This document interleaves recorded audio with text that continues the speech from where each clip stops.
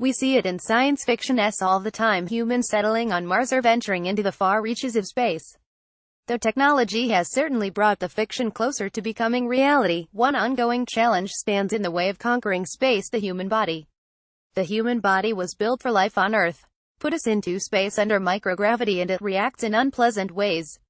As they soar into space, many astronauts experience nausea and even vomiting, not exactly a stellar start. When they return, they can experience blurred vision, headaches, muscle atrophy, weak bones and possibly even lung cancer from galactic cosmic radiation, the equivalent of 10 chest X-rays a day. Increased cancer risk: astronauts already face an increased risk of lung cancer due to radiation exposure.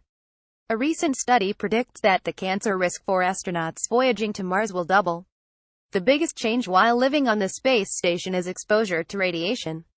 So that is increased by 100-fold compared to what we are exposed to here on Earth, said Rafi Koujoumyan, flight surgeon for the Canadian Space Agency. He worked with Chris Hadfield before, during and after his 5-month stint on the International Space Station from December 2012 to May 2013. The radiation exposure beyond low Earth orbit is even higher. It'll be in the order of 1,000 times higher. Rafi Koujoumyan, a flight surgeon for the Canadian Space Agency who worked with Chris Hadfield, shown here, says the radiation exposure in space is about 1,000 higher than on Earth. NASA: while no astronauts who have lived aboard the space station have reported having cancer, it may still be too early to tell. This may be something that shows up 10 to 15 years in time, once we have a bit of time behind missions and astronauts have grown a little bit older. Koujoumyan said, NASA is looking at ways of creating better shielding to block out the radiation, but so far, there is no definitive fix. You feel helpless if there's anyone who can tell you about the challenges of living in space. It's Scott Kelly. He spent 340 days in space together with Russian cosmonaut Mikhail Kornienko as part of the one-year mission to study the effects of long-duration spaceflight. He was also part of NASA's twin study that compared his physical changes to that of his former astronaut twin brother Mark, who remained on Earth. Scott left and Mark Wright Kelly were part of NASA's twin study that compared the effects of long-term spaceflight on Scott to living on Earth as Mark did for the duration of the mission. NASA: in his new book Endurance, he talks about his first few days back on Earth and how difficult it was for his body to readjust. His legs swelled. He had headaches. His skin burned. But that wasn't the biggest challenge. That came while orbiting 400 kilometers above Earth. The hardest part for me was dealing with this idea that if something happened to my family on Earth, I couldn't come home, Kelly told CBC News. It's not the personal risk. It was this idea that you kind of feel helpless.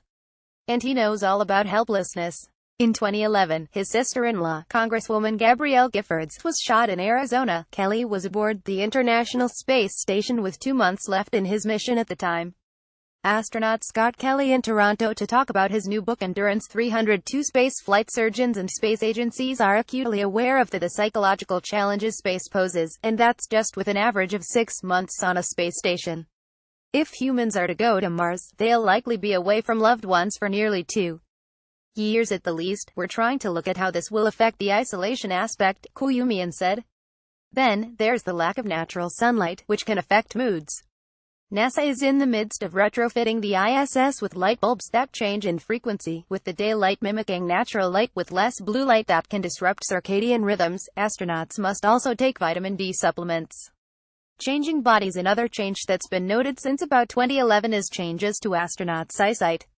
Some had to wear glasses after returning to Earth. Doctors noticed that the back of the eye was flattened, as though there's extra pressure in the brain that changes the geometry of the eye and focal point. I never, even after 340 days, felt completely normal. Scott Kelly, NASA astronaut. Then there are muscle atrophy and changes in bone structure that can accompany time in space. Astronauts lose bone density and the very structure of their bones changes under microgravity. Human bones have evolved to fight against gravity. As astronauts exercise in space to combat muscle atrophy, or the wasting of muscle, bone can reform. But without gravity, there is no longer a need for them to form in the same manner as on Earth. European Space Agency astronaut Samantha Cristoforetti exercises on the Advanced Resistive Exercise Device ARED in the Tranquility Node 3. This machine helps astronauts to combat muscle atrophy while in microgravity. NASA: that could lead to weaker bones and the inability to avoid fractures or heal quickly. The density itself isn't the only issue, it's the bone architecture, Koujoumyan said. The fact that the bone architecture is disturbed and we're not getting that architecture back, that is probably lost for good.